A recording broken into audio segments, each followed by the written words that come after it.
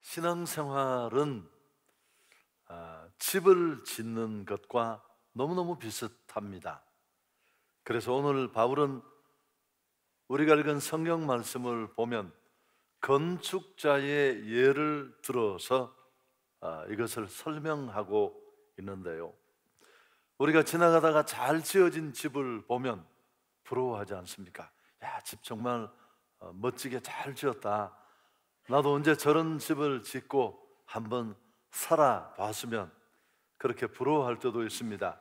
또 반면에 지나가다가 겉보기는 괜찮아 보이는데 곳곳에 틈이 벌어지고 금이 가고 엉망으로 지어진 그런 집들을 보면 안타까워합니다.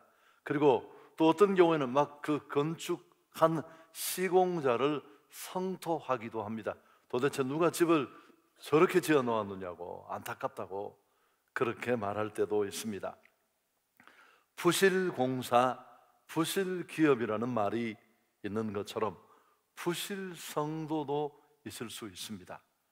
직분도 가지고 있고 신앙생활의 연조도 꽤 깊고, 사람들이 이렇게 대충 보면 그 사람 믿음에 아무 문제가 없는 것 같습니다만은, 그러나 정말 온전한 신앙의 자리에 이르지 못한 그런 경우도 얼마든지 있을 수 있습니다. 마지막 심판대 앞에 섰을 때, 여러분, 우리는 죄 때문에 받는 심판은 없겠지만 정말 믿음의 그 심판대 앞에서 하나님으로부터 면류관 상급을 받는 그런 우리 모두가 되어야 할 것입니다. 그러려면 지금까지 나는 믿음의 집을 어떻게 지어왔는지를 우리는 돌아보아야 합니다. 뿐만 아니라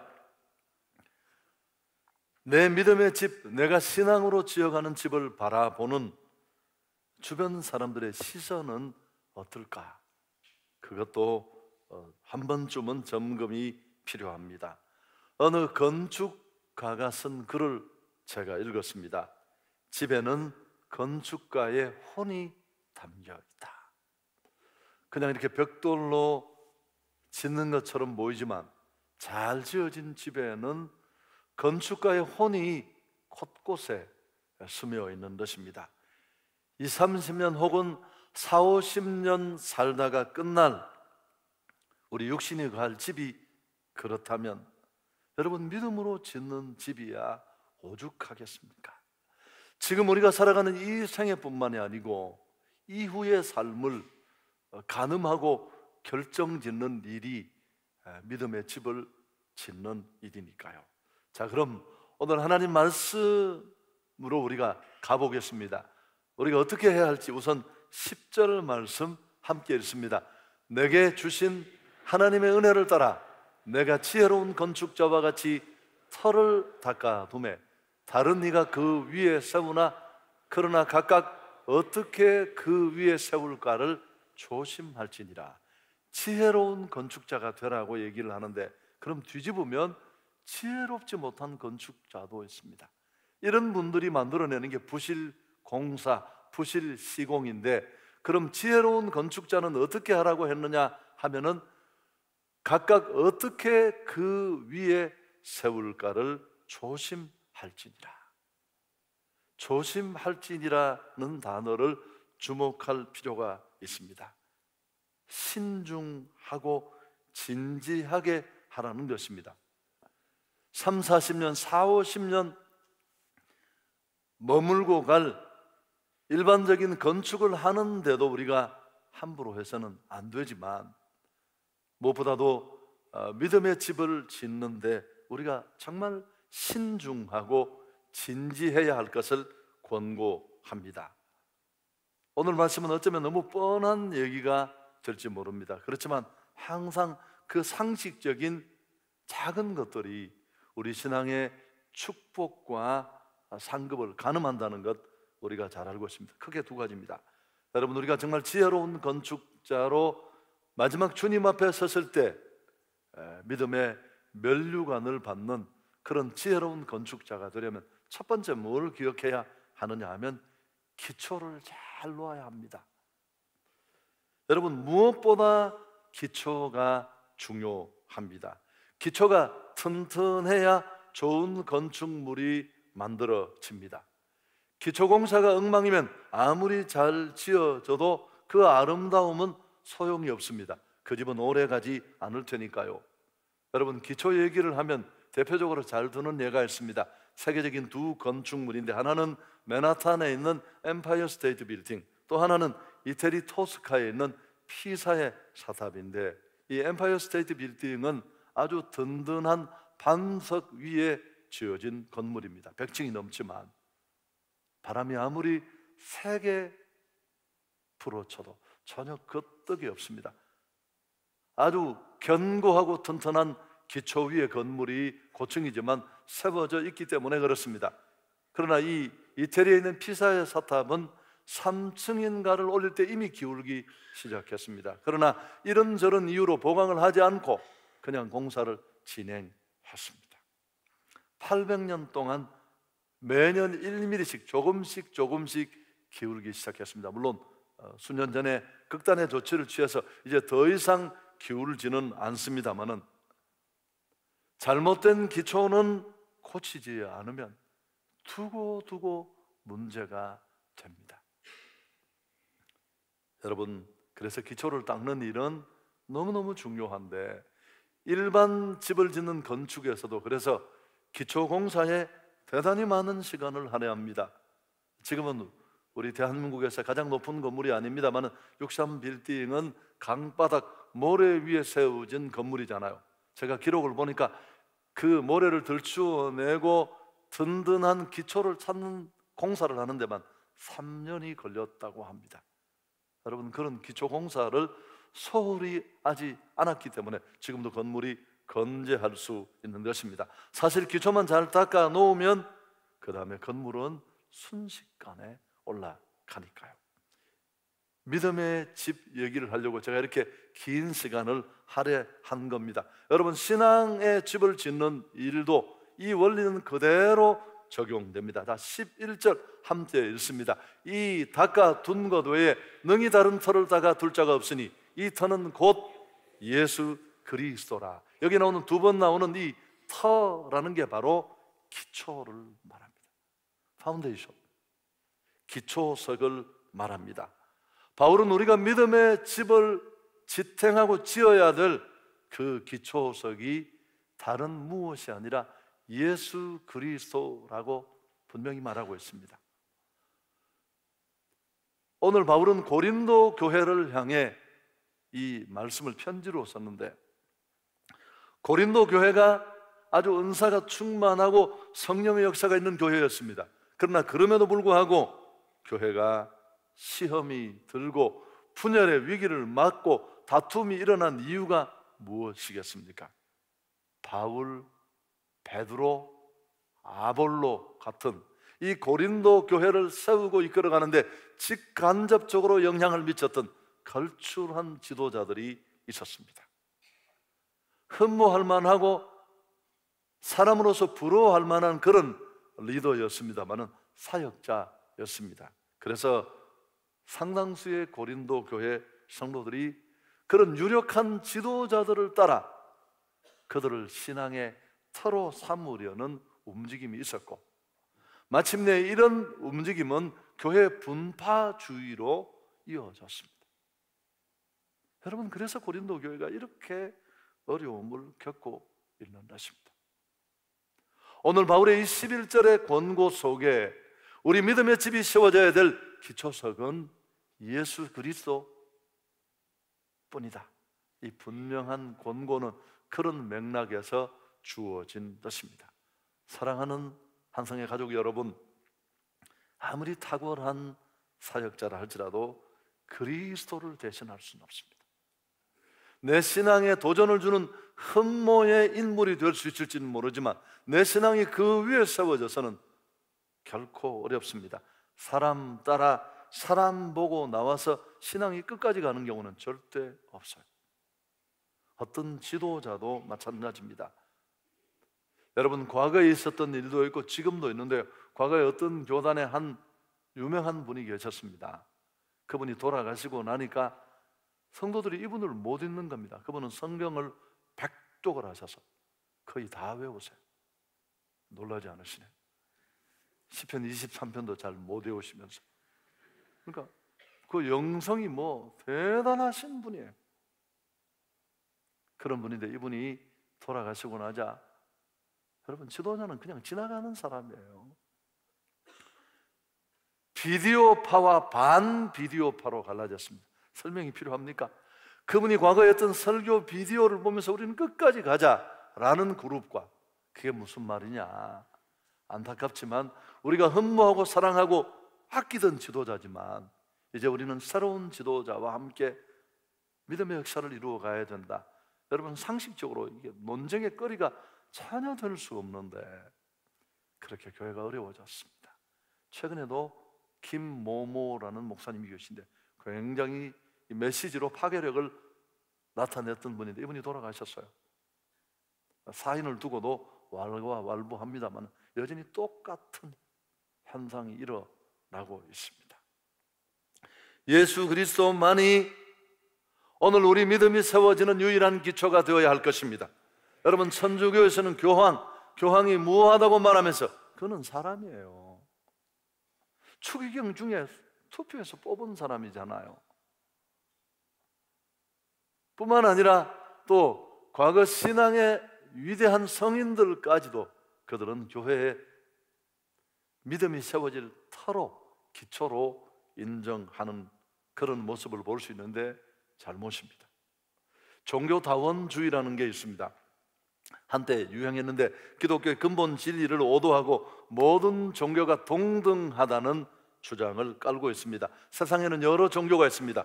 우리 기독교 외에도 대표적인 종교가 불교, 유교, 이슬람교가 있는데 그들 종교는 각자 나름대로 경전을 가지고 있습니다. 뿐만 아니라 체계적인 교리를 가지고 있고 조금씩 방법은 다르지만 천국이나 극락세계 같은 전국적으로 그들이 가야 될 목표도 두고 있다는 것입니다. 그래서 기독교만 구원이 있는 게 아니라 이런 여러 가지를 볼 때 다른 종교에도 구원이 있다. 이게 종교다원주의예요. 너무 편협하게 독선적으로 신앙 있는 사람이 그렇게 까칠하게 하지 말고 같이 차도 마시고 얘기도 하고, 우리가 가는 길이 좀 다를지는 모르지만 목적지는 꼭 같은 것 아니냐. 여러분, 참 젠틀하고 또 지성인으로 이렇게 살고 싶은 마음이 간절한데요. 그러나 그렇지 않습니다.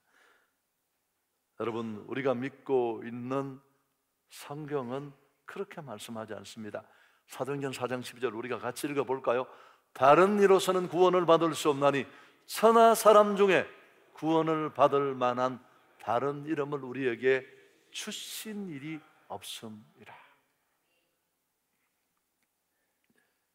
예수 그리스도 외에는 우리의 구원의 주로 주신 분이 없습니다. 좀 말을 쉽게 바꾸면 다 죄가 있어요. 사람으로 태어났고, 지난 시간 말씀드렸습니다만 보통 생육법으로 출생했다는 것은 이미 원죄를 근본으로 가지고 있습니다. 자기 죄를 해결하지 못한 인생은 죽음을 맞게 되고 심판에 이를 수밖에 없습니다.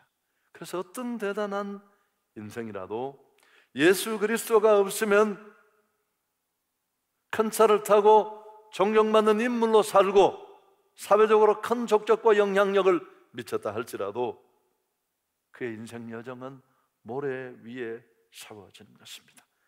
아무것도 안 해요. 오직 예수님을 통해 죄 문제를 해결함 받고 내 죄를 끊어낼 때 우리는 비로소 구원받고 영생을 얻을 수 있습니다. 그래서 지난 시간도 살폈습니다마는 요한복음 3장 16절에 하나님이 세상을 이처럼 사랑하사 독생자를 주셨으니 이는 그를 믿는 자마다 멸망하지 않고 영생을 얻게 하려 하심이라. 아무리 출세하고 부귀영화를 누렸어도 마지막 인생을 결산하는 카운트 앞에 섰을 때 예수 그리스도가 없으면 죄 문제를 해결하지 못했기 때문에 그는 구원받지 못하고 심판받고 영원한 형벌을 받는 실패자일 수밖에 없습니다. 예수님은 더 분명히 직선적으로 말씀했습니다. 마태복음 16장 26절에 사람이 만일 온 천하를 얻고도 제 목숨을 잃으면 무엇이 유익하리요? 사람이 무엇을 주고 제 목숨을 바꾸겠느냐? 천하를 호령한 자라도 죽음 이후 영원한 사막, 지옥 형벌에 이른다면 큰 가치도 의미도 없는 것입니다. 사랑하는 여러분, 여러분의 믿음의 집이 이 그리스도라는 기초석 위에 세워질 수 있기를 축복합니다. 제가 우리 집사님 한 분을 만나더니만 이런 이야기 해도 되는지 모르겠는데 해도 되겠죠. 간증한 얘기니까. 어떤 지역에서 교회를 정말 열심히 섬기는 분이신데 온 마음으로, 근데 교회가 목사가 자기 열심을 잘 못 알아준다고 마음의 상처를 받고 신앙을 포기했어요. 그래서 친척 되시는 분이 좀 잘 이렇게 상담해서 신앙을 다시 갖게 해달라고 우리 집사님이 얘기를 한참 하다가 아무래도 뭔가 이상해서 예수님을 만났느냐고 물으니까 예수님을 만난 적도 없어요. 여러분이 표정을 보니까 제 말을 잘 이해를 못하신 거예요. 교회를 다니신 거죠. 교회를 로터리 클럽 가듯이 시골 동창 만나는 것처럼. 뭐 목사가 나쁜 얘기 하겠어? 부르는 찬송도 뭐 다 곡조가 괜찮더라. 교회 식당에서 밥 먹고 카페에서 커피 마시고 열심히 봉사하고 했는데 예수를 만난 적이 없어요. 여러분, 이 믿음의 집은 반드시 무너져요. 기초가 없기 때문에. 오늘 혹시 처음 방문하신 분 계시면 제 이 짧은 설교가 충분하지 않겠지만 여러분을 여기까지 인도해 오신 분도 그냥 인도자일 뿐이에요. 여기 오늘 설교하는 저까지도 마찬가지입니다. 다 사라지고 그리스도만 보여야 할 것입니다. 김영길 전 한동대 총장, 우리 이 교회 와서도 간증을 하셨잖아요. 여러분, 세계적인 과학자입니다. 나사에 근무하던 분 아닙니까? 그리고 그 좋은 자리를 내려놓고 한동대를 오늘의 한동대가 되는데 초석을 놓은 분인데 최고의 과학도고 또 그런 분이니까 그런 과학자가 성경을 읽고 예수를 마음에 받아들이기까지 얼마나 많은 회의와 갈등, 의문이 천지였습니까? 저같이 상식이 짧은 사람의 회의나 의문은 그저 단순하지만 이 과학자의 의문이나 회의가 얼마나 근본적이고 또 그 각도가 예리했겠습니까? 여러분, 그러나 그런 단계를 다 거치면서 그는 흔들리지 않는 신앙에 섰어요. 간증하는 거 보면 말도 더듬으시는데 그 단순함에서 파괴력이 오는 이유는 그는 그런 과정과 회의의 단계를 거치면서 예수 그리스도 위에 굳게 섰습니다. 일평생 좀 진도는 더디더라도 여러분, 기초공사 무시하고 빨리 지은 집이 무너지면 우리가 너무너무 많이 봤잖아요. 그 피해는 이루 말할 수 없습니다. 자, 두 번째, 뒤에 가서 좀 더 말씀을 드리고, 또 한 가지 우리가 건축이나 믿음의 집을 짓는데 원리는 똑같습니다만 기초가 너무너무 중요합니다. 그 다음에 중요한 게 어떤 재료로 건축하느냐 하는 건축 자재의 문제입니다. 여러분, 부실 공사는 항상 부실 자재를 사용한 일과 맞물려 있습니다. B급 자재, 또 사구려 자재, 이런 것들이 동원됩니다. 뭐 삼풍백화점, 성수대교 다 규정을 위반해서 공사비 단가를 낮추려고 부실 시공, 불량자재를 쓴 것들이 결국 하중을 견디지 못하고 붕괴로 이어졌고 많은 사람들의 생명을 빼앗아간 것입니다. 그렇지만 100년이 200년이 지나가도 끄떡없는 집을 지으려면 든든한 기초 위에 세워야 합니다. 뿐만 아니라 좋은 자재로 건축해야 할 것입니다.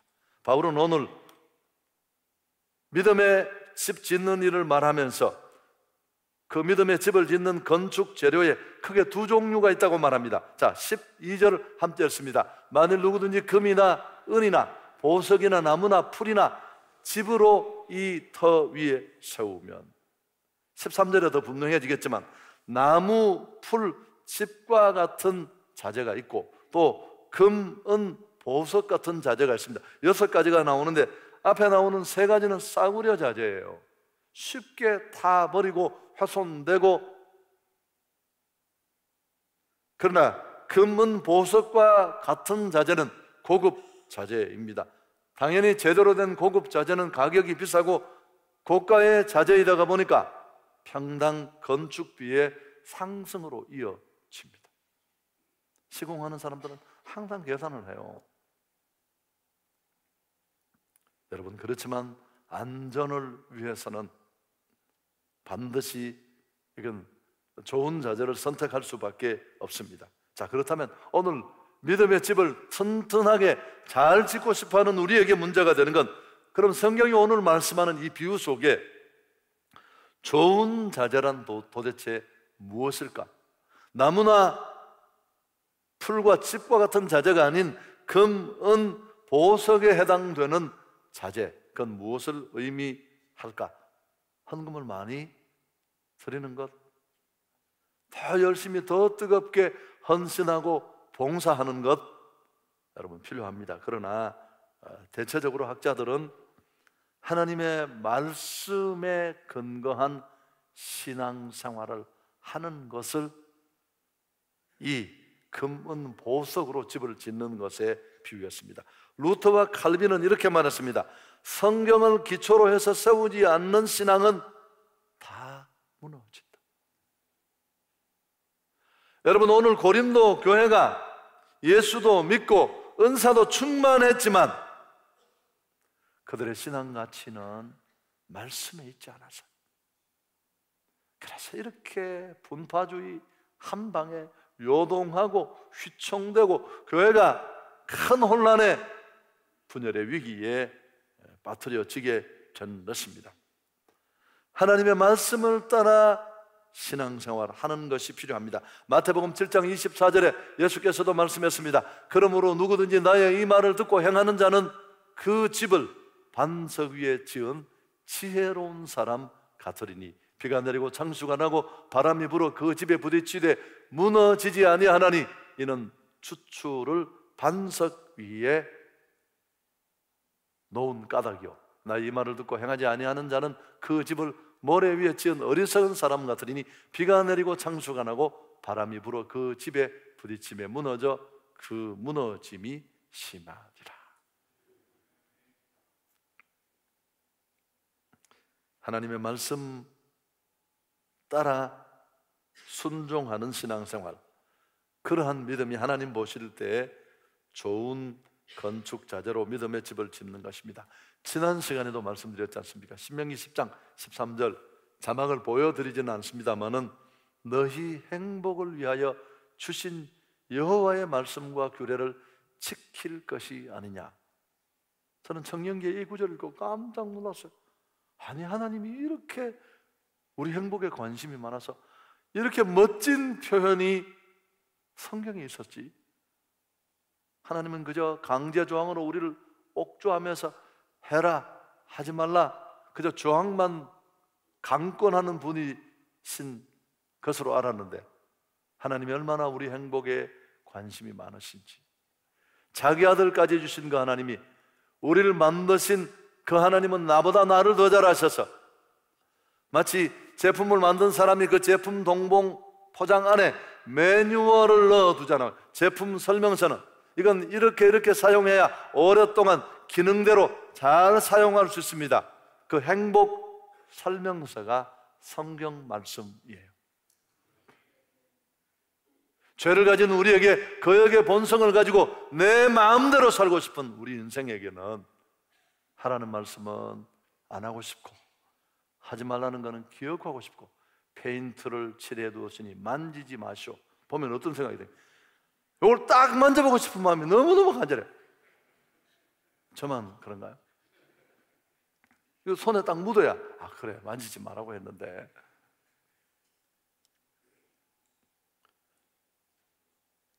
여러분, 하나님의 말씀을 따라 신앙생활을 해야 합니다. 이게 제가 그렇게 침을 튀기며 맨날 말한 종교인과 신앙인이 갈라지는 자리예요. 종교인은 교회 다니는 사람일 뿐만 아니라 자기 생각이 지금도 그를 잡고 있어요. 그가 삶의 방향을 핸들할 때 어디로 갈 것인가를 결정하는 근거는 아직도 세상에 있고 자기 안에 있습니다. 룻기를 공부할 때 엘리멜렉이 그렇게 한 것처럼 흉년이 닥치고 경제 위기가 오자 그는 보이는 것만 보고 쉽게 돈 따라 세상 따라 모압행을 결정했고, 그의 그 인간적인 결정과 판단은 온 가게를 풍비박산으로 몰아넣었습니다.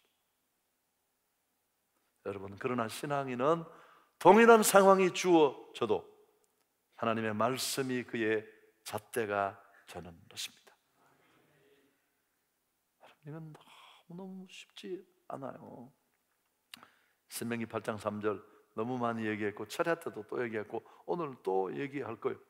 할 말이 없어서 할 말이 없기도 하지만, 여러분, 사람은 반복해야 바뀌어요.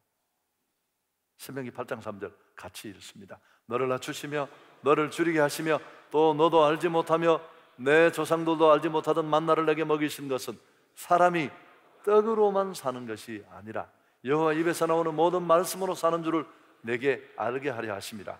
출애굽에서 뽑아낸 자기 백성을 40년 광야에 산 하나님이 가나안 땅에 보내지 않고 뺑뺑이 돌리신 이유를 설명하는 구절입니다. 2주면 가는 그 길을 왜 40년이 걸렸느냐? 그 광야에서 하나님이 만나를 먹여주시면서, 야, 네가 떡으로 사는 줄 아는데 하나님의 말씀으로 사는 줄 깨닫고 알게 하기 위해서 이걸 좀 바꾸면, 여러분, 우리는 돈으로 산다고 생각해요. 근데 그 가치가 나는 정말 하나님으로 산다, 이 가치로 바뀌어지는 일은 쉽지 않아요. 제가 금요 때 또 얘기했습니다. 그래서 어떤 학자가 한 말인데요, 430년간 애굽에 살던 이스라엘을 뽑아 해방시키는 데는 하루면 좋겠습니다. 그러나 그 이스라엘 속에 있는 사고방식 속에서 애굽의 사고를 뽑아내는 데는 40년이 걸렸어요. 그래서 신앙생활하는 일은 생각만큼 쉽지는 않죠. 생각만큼 어렵지도 않지만, 여러분, 또 한 가지 재료가 있다면 기도의 무릎입니다. 금요 철야 때 했던 설교 제목이기도 한데, 우리는 머리를 쓰면서 사는 게 우리한테 익숙해져 있습니다. 상황만 만나면 머리부터 팍 돌아가요.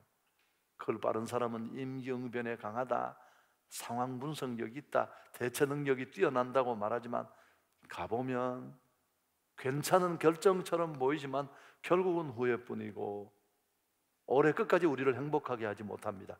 그러나 무릎으로 하나님 앞에 나가면 나의 길을 아시고 나의 참 좋은 것을 아시는 하나님이 가장 아름다운 길로 우리를 인도하실 줄 믿습니다.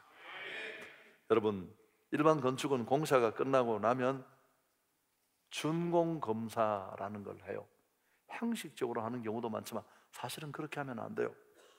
설계대로 제대로 된 자재를 잘 시공했는지를 검사하고 사용 승인을 내줘요. 그 전까지는 건물 안에 들어가면 되지 않습니다. 마찬가지입니다. 믿음의 집을 짓는 일도 이런 준공검사와 같은 시험이 있는데, 자, 13절 함께 읽습니다. 각 사람의 공적이 나타날 터인데 그 날이 공적을 밝히리니 이는 불로 나타내고 그 불이 각 사람의 공적이 어떠한 것을 시험할 것이다. 여기 말하는 이 공적은 마지막 주님 재림 때 일어날 심판, 그리고 또 한 가지는 현실에서 우리가 당하는 시험이나 어려움을 불로 그렇게 말했습니다. 여러분, 이런 시험 앞에 주님이 재림의 나팔 소리로 우리와 함께 올 그날에 우리 믿음은 본전이 낱낱이 드러날 것이지만 그 이전에도 우리가 직면하는 현실 속의 여러 가지 상황이나 어려움들을 통해 우리 믿음이 드러납니다. 대구 지하철 사고를 여러분 기억하시잖아요. 그저 한 방화범이 2리터 휘발유를 객차에 뿌렸는데 그 일로 객차 12량이 타고 사람이 무려 200명 이상이 죽었습니다. 직원들의 근무 태만도 원인이지만 가장 큰 원인은 우리 온 대한민국 사람들을 그 속에 잡고 있는 안전 불감증으로부터 출발한 규칙을 어긴 겁니다. 지하철 차체 및 설비는 불연성 재질로 사용해야 한다는 게 분명히 명시되어 있는데도 다 그런 자재를 쓰지 않았습니다. 그저 불이 쉽게 옮겨붙어서 그렇게 많은 인명의 손실로 이어졌습니다.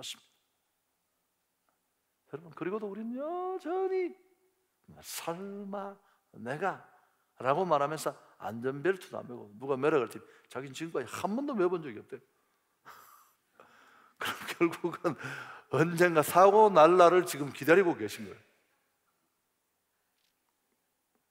이런 의연한 한국인들이 대한민국을 지키고 있다는 것 제가 인정을 합니다만, 여러분, 우리에게도 우리 믿음에도 이런 시험이 있습니다. 우리는 이런 시험을 피하고 싶지만 어떤 면에서 내 신앙의 온전함을 돌아보는 계기가 될 수 있습니다. 여러분, 어떤 시험이 있을까요? 우리 인생에 만나는 환난입니다. 평소에 문제가 없는데 가정에 풍파가 일어나고 어려움이 생기면 신앙생활 때려치우는 사람 많아요. 하나님을 원망하면서 교회 다니고 내가 달라진 게 뭐가 있느냐고, 직장에서 힘들고 어렵고 실직당하면 하나님은 나를 지켜주지도 않는다고. 여러분, 어떤 분은 건강에 어려움이 찾아오자 믿음이 송두리째 빠져서, 제가 그랬잖아요. 영남대학 병원에 암 선고를 받고 이제 죽을 날을 기다리는 권사님을 송동호라는, 우리 교회도 몇 번 오셨어요. 저희 종기인데 아주 설교를 잘 하세요. 제가 그 후에도 우리 교회 몇 번 모셨는데 시간이 안 돼서 못 오셨는데 그분이 부목사 때 신방을 갔어요. 그래서 권사님, 주님 바라보시고 잘 마지막을 보냈으면 좋겠다고 위로하고 격려하고 딱 나오려고 하는데 갑자기 권사님이 목사님 양복을 잡고 목사님 살려주이소. 그래가지고 이분이 막 어떻게 겨우 이렇게 그분 손을 떼놓고 엘리베이터를 타려고 신병장에서 다 기다렸었는데 눈물이 나더래요. 첫째, 저렇게 살고 싶어하는 권사님을 내가 살려주지도 못하고 목사가 할 수 있는 일은 그저 위로하고 하나님의 긍휼을 구하는 기도밖에 해줄 게 없다는 게 너무너무 슬펐고, 또 하나 슬펐던 게 뭘까요? 일평생 예수 믿고 신앙생활 했는데 죽음 앞에 저렇게 절절 매는 걸 보면서 도대체 믿음이 뭐냐에 대해서 너무너무 회의가 일어나서 울었다는 말 참 공감이 되었습니다. 여러분, 20, 30년 살 집도 잘 지어야 하지만 금생과 이후의 생을 결정하는 믿음의 집은 혼을 담아 건축해야 할 것입니다. 건축물에는 건축가의 혼이 담겨 있다는 어떤 건축가의 글처럼, 여러분, 이건 나 하나만 살다가 끝나는 게 아니라 잘 아시죠? 내가 만들어 놓은 이 신앙의 기초와 믿음의 근거는 내 아이들이 여기서 신앙의 축복을 이어갈 다음대로 이어지는 축복이에요.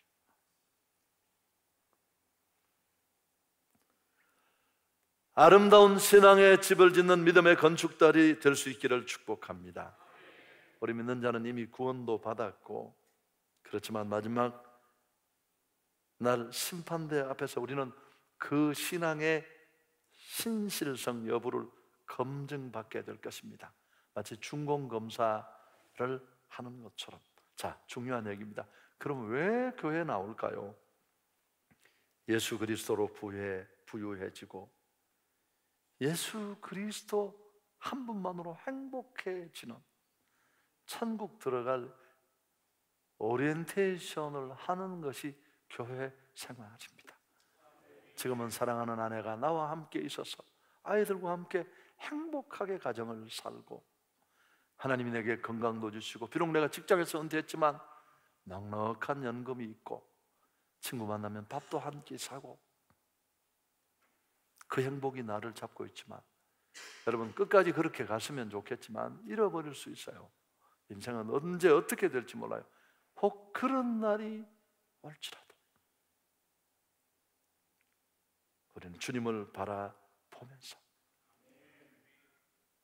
내 믿음의 군계 위에 고독하지만 굳게 서서, 여러분 예수 믿는다고 문제가 없는 거 아니에요. 대구 지하철 그 기차 안에도 예수 믿는 사람 많았고요, 세월호 안에도 믿는 아이들 많았어요. 누구에게나 일어나는 일입니다. 일어날 수 있는 일이고, 그럴 때 우리는 더 분명히, 때로 하나님 피할 길도 주시지만 내 소망의 근거가 어디에 있느냐를 보여주면서 세상의 모든 것들이 사라지고 무너지고 나를 행복하게 했던 것들이 떠나는 그날에도 우리는 주님을 붙잡고 내 소망의 근거가 어디에 있는가를 보여주면서 믿음의 길을 달려가야 할 줄 믿습니다.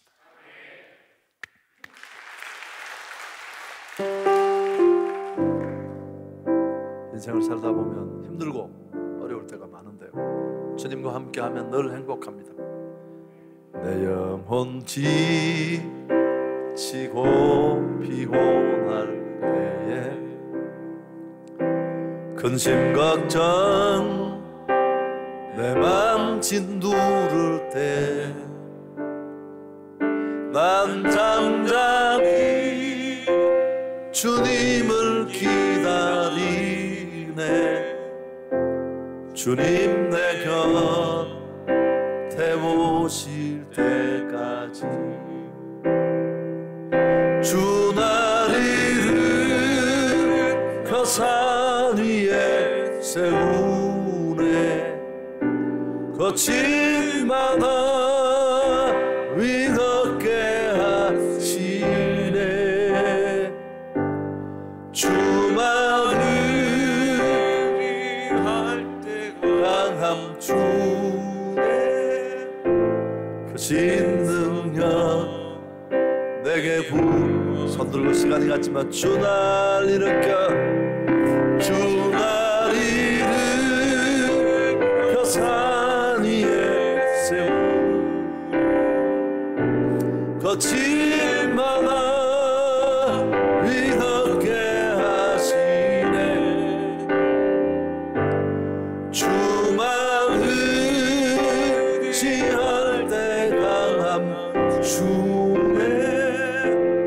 거친 능력 내게 부어주시네. 기도하겠습니다. 좋은 집 보면 나도 저런 집 짓고 살았으면 좋겠다. 여러분, 그러나 그 집은 금방 허물어지고 30-40년 더 못 살아요. 그러나 우리가 지금 짓고 지어가야 될 이 믿음의 집은 그런 집이 아니에요. 지금 내가 살고 이후에 내 아이들이 거기 살고, 정말 조심해서, 영어 성경이 be careful, 조심해서 진지하게 온 마음으로 지어야 될 집입니다. 오늘 혹시 내가 예수 그리스도라는 기초 위에 서 있지 않다고 느껴지는 분이 있다면 주님을 마음에 모십시오. 주님, 내 안에 오셔서 나와 함께 해 주십시오. 지금까지는 내가 내 인생의 주인이었지만 이제 당신을 왕 삼고 싶습니다.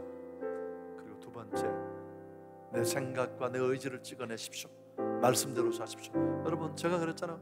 주변을 돌아보십시오. 정말 성경대로 살아서 망한 사람도 없더라고. 그렇게 못 사는 내가 안타깝지. 드리고 베풀고 나누며 사는데도 하나도 망하지도 않고 하나도 쇠하지도 않고 잡고 떨고. 1, 2분간만 기도합니다.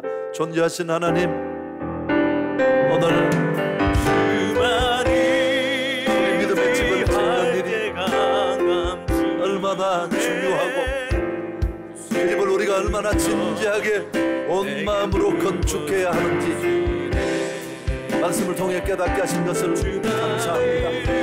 예수 그리스도라는 분명한 기초설 위에 굳게 하소서. 세상에 불타다 흔들리는 그날에도 우리가 믿음을 놓치지 않게 해주시고, 내가 믿음으로 만들어가고 갖고 가던 이 축복의 근거가 나 하나의 금생과 내생을 결정하는 데 끝나지 않고 내 아이들이 그 신앙의 터전과 영적 유산 안에서 또 아름다운 신앙의 역사를 넉넉히 만들어갈 수 있는 그런 기초 위에 아름답게 믿음으로 잘 지어지게 해 주옵소서. 그래서 하나님 앞에서는 그날 의의 면류관 받았으시오. 우리 모두가 되게 하시고 후회 없는 지혜로운 건축자로 주님 앞에 서게 해 주옵소서. 존귀하신 하나님, 아름다운 건축자로 마지막 주의 심판대 앞에 서는 날 우리 모두가 의의 면류관을 받아 누리게 해 주옵소서. 우리 구주 예수 그리스도의 은혜와 하나님 우리 아버지의 사랑하심과 성령의 교통하심이 예배하는 자들 가운데 영원토록 함께 있을지어다.